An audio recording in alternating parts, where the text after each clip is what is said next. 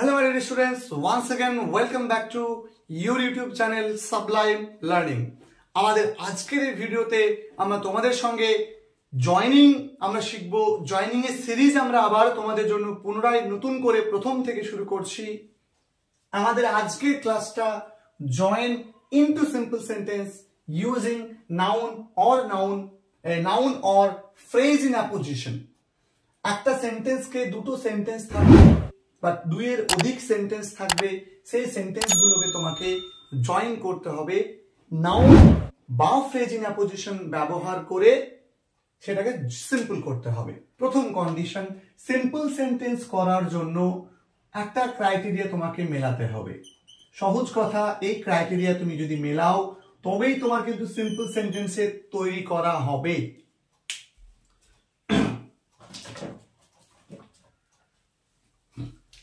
দেখো, প্রথমত তোমাকে মনে রাখতে হবে প্রথম বাক্যের সাবজেক্ট ইজ ইকুয়াল টু দ্বিতীয় বাক্যের সাবজেক্ট হতে হবে। ওকে, এবং মনে রাখতে হবে যে সিম্পল সেন্টেন্সে যখন তুমি করবে, এটা জয়েনিং করার একটা কন্ডিশন, কিন্তু সিম্পল সেন্টেন্স মানেই কি একটা subject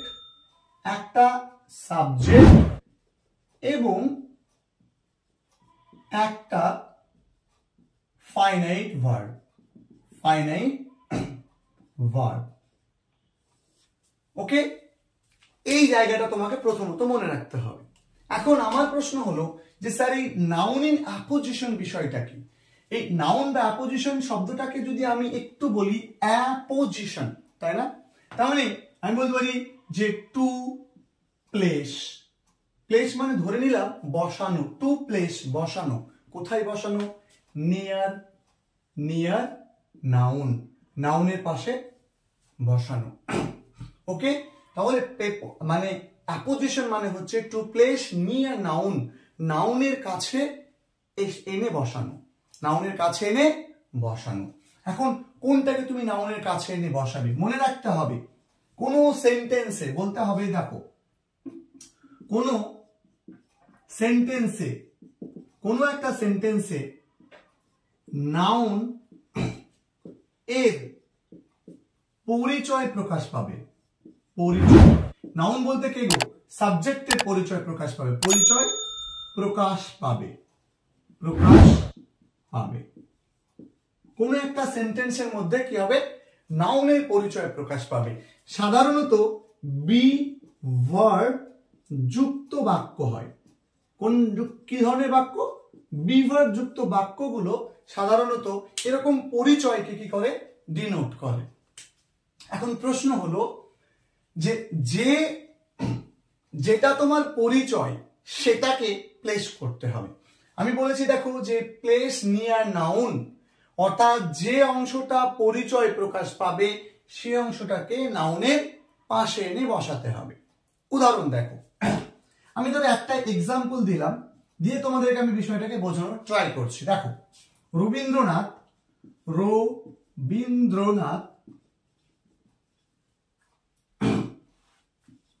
was a great poet, full stop। এবার ধরো, he wrote গীতাঞ্জলি। ওকে, আচ্ছা, এই যে বাক্যটা বলা হয়েছে, এই বাক্যটাতে একটা পরিচয় প্রকাশ পেয়েছে। কোন অংশটা বলেছি? দেখো, বি ভার্ব যুক্ত বাক্য পরিচয় প্রকাশ করে। তো বি ভার্ব কোনগুলো তোমরা প্রত্যেকেই জানো, am, is, are, was, were হচ্ছে বি ভার্ব। তাহলে এই ওয়াজ আছে, তাই না? তো এই ওয়াজটা দিয়ে পরিচয় প্রকাশ পাচ্ছে কিনা তুমি দেখো। রবীন্দ্রনাথ এখানে পোয়েট হবে, তাই না? রবীন্দ্রনাথ এ গ্রেট পোয়েট, পরিচয় প্রকাশ পেল না? তাহলে এই গ্রেট পোয়েট, এইটুকুই হচ্ছে তোমার পরিচয়। তাহলে ওইটুকুকে তোমাকে নাউনের পাশে এনে বসাতে হবে। নাউনের পাশে তো তোমার ওয়াজ আছে। এবার উত্তর লেখার সময় তোমাকে বিশেষভাবে নজর দিতে হবে যে তুমি ওই নাউনটা লিখবে রবীন্দ্রনাথ হলো, এই যে ওয়াজটা আছে, বিভার্বটা আছে, ওই বিভার্বটা তুমি জায়গায় তুমি কমা দেবে। তারপরে এ থেকে গ্রেট পোয়েট লিখলে। ওকে, ফুল স্টপ যেখানে আছে ওইখানে তুমি আরো একটা কমা লাগাবে। তারপরে দেখো এইবার বলেছিলাম দুটো বাক্যের সাবজেক্ট একই হতে হবে, তাহলে রবীন্দ্রনাথ একটা সাবজেক্ট, এখানে হি একটা সাবজেক্ট, রবীন্দ্রনাথের বদল হি বসেছে, তার মানে এই হিটাকে ফেলে, তাহলে আমরা এই হিকে ফেলে দিতে পারি, বিধায় আমরা হিকে কেটে দিয়েছি।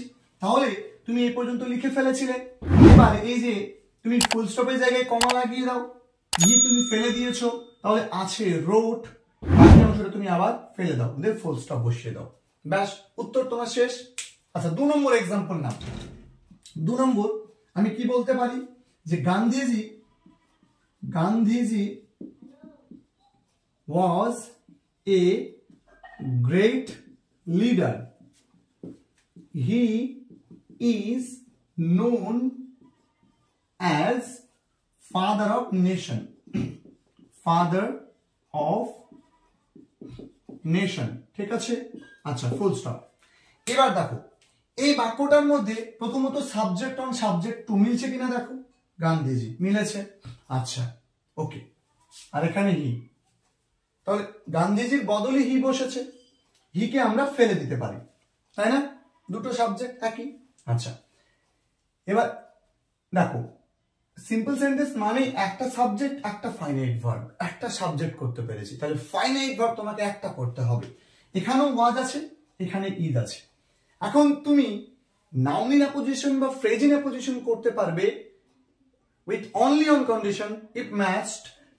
দেখো কি, কোন সেন্টেন্সে নাউনের পরিচয় যদি প্রকাশ পায়, তাহলে এই সেন্টেন্সটার মধ্যে দেখো গান্ধীজি নাউন অর্থাৎ সাবজেক্ট, এই সাবজেক্টের পরিচয়টা কি, a great leader, yes or no. দেখো তাহলে এই গ্রেট লিডার, তাহলে এই যে অংশটা ইজটা দেখো বিভার যুক্ত বাক্যে সাধারণত পরিচয়টা প্রকাশ পাবে, তাহলে এই ওয়াজটা তুমি তুলে দাও, তাহলে উত্তরটা এরকম হবে গান্ধীজি, এই ওয়াজের জায়গায় তুমি কমা দাও, এই ওয়াজটাকে তুমি বিভারটাকে তুলতে হয় অ্যাপোজিশনের ক্ষেত্রে, এ থেকে যা আছে লিখলে ফুল স্টপের জায়গায় কমা, এই যে সাবজেক্টটা তুমি তুলে ফেলেছো, তাহলে ইজ থেকে আবার যেমনটা ছিল তেমনটা ফুল স্টপ। তাকে বুঝতে পেরেছো কিনা? আমি আর একটা এক্সাম্পল তোমাদেরকে বোঝাই, দেখবে তোমরা অবশ্যই অবশ্যই নাউন ইন অ্যাপোজিশন নিয়ে আর তোমাদের কোনো সমস্যা থাকবে না।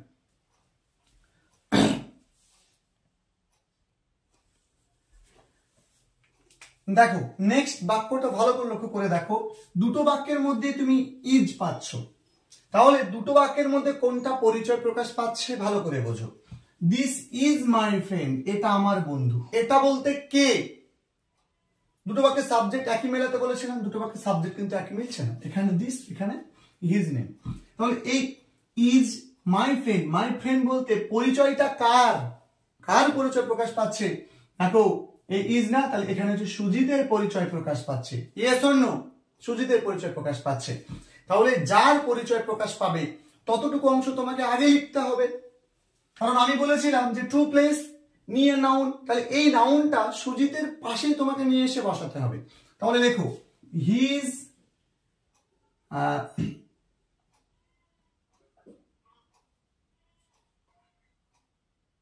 আচ্ছা তারপর এখানে তুমি কি করতে পারো, দিস ইজ মাই ফ্রেন্ড, এইটুকু নিয়ে কোনো সমস্যা ছিল না, এই পরিচয়টা কার বলো, পরিচয়টা কার, হিজ নেম, তাহলে এই যে ইজ, এবার তুমি এই ইজটা তুমি দেখো দুটো বাক্যের সাবজেক্ট তো তুমি রাখতে পারবে না, একই সাবজেক্ট, আচ্ছা হিজ নেম, এই নেমটা আর সুজিতটা দুটো কি একই জিনিস নয়, একই জিনিস, তাহলে এই ইজটা তুমি এবার তুলে দিচ্ছ, ওই ইজটা তুলে দিয়ে তুমি এখানে কমা দিতে পারো, তাহলে কমা দিয়ে কি সুজিত, তাহলে this is my friend Sujit, এখন এখানে কমা না দিলেও উত্তরটা হয়ে যাবে, যেহেতু এই ইজটা তুমি তুলে দিচ্ছ, তাহলে ইজ তুলে দিলে তার সাবজেক্টটা উঠে যাবে হিজ নেম, কারণ নামটাই এখানে সুজিত, বুঝতে পারলাম।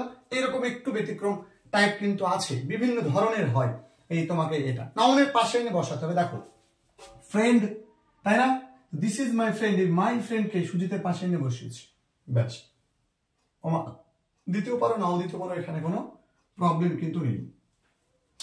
ডায়মন্ড মাই ইজ মাই, এখানে সরি আমাদের একটু মিস্টেক হয়েছে, ইজ মাই, ঠিক আছে, diamond is my faithful dog, তাহলে diamond is my faithful dog, is হবে এখানে, diamond is my faithful dog, ঠিক আছে, diamond is my faithful dog. আচ্ছা, আই লাভ হিম, আমি তাকে পছন্দ করি। এখন দুটো বাক্যের মধ্যে সিমিলারিটিস খুঁজতে হবে। যে দেখো এখানে এই বাক্যটার মধ্যে ইজ আছে, ইয়েস অর নো? হ্যাঁ, এই বাক্যটার মধ্যে ইজ আছে। এই বাক্যটার মধ্যে কি আছে? বি ভার্ব নেই। তাহলে এই বাক্যটা পরিচয় প্রকাশ পাচ্ছে। তাহলে পরিচয় প্রকাশ পাচ্ছে মানে এই ইজটা ভালো করে বুঝি, এই ইজটা কি হবে? উঠে যাবে। আচ্ছা, এই ইজটা যদি উঠে যায় তাহলে তুমি এই ভার্বটা তোমাকে লিখতে হবে। এখন যখন দুটো সাবজেক্ট একই হচ্ছিল, এখানে ডায়মন্ড সাবজেক্ট, এখানে কি আই সাবজেক্ট, তাহলে সাবজেক্ট একই রাখতে হবে। তাহলে এই সাবজেক্টের সঙ্গে এই বাক্যের কোনো না কোনো শব্দের মিল তুমি পেতেই হবে। তাহলে ডায়মন্ড বলতে কে বোঝানো হয়েছে? এখানে হিম কে বোঝানো হয়েছে। সো এই হিম বলতে কে? ডায়মন্ড, তাই না? আচ্ছা, তাহলে বলতে পারি না যে আই লাভ কাকে? মাই ফেথফুল ডগ। তুমি বলতে পারো এখানে যে মাই, সরাসরি দেখো যে মাই ফেথফুল ডগ, কারণ এই হিম বলতেই তো ফেথফুল ডগ। দেখো এখানে ডায়মন্ডও যে, এখানে সমান সমান দিতে পারি, ডায়মন্ড আর মাই ফেথফুল ডগ একই জন। তাহলে আই লাভ, তাহলে এইটা আগে লিখছি মাই ফেথফুল ডগ, তারপরে কি ডায়মন্ড। ঠিক আছে? আচ্ছা, অনেকেই মনে করতে পারো যে স্যার আমি এটাকে একটু ঘুরিয়ে করতে পারতাম কিনা। দেখো আই লাভ, তুমি এই ডায়মন্ড কথাটা লিখে ফেলো, নাউনটাকে আগে লিখে ফেলো, নাউনের পাশে তুমি বসাবে পরিচয় অংশটা। তাই পরিচয়টা কি? মাই ফেথফুল ডগ, মাই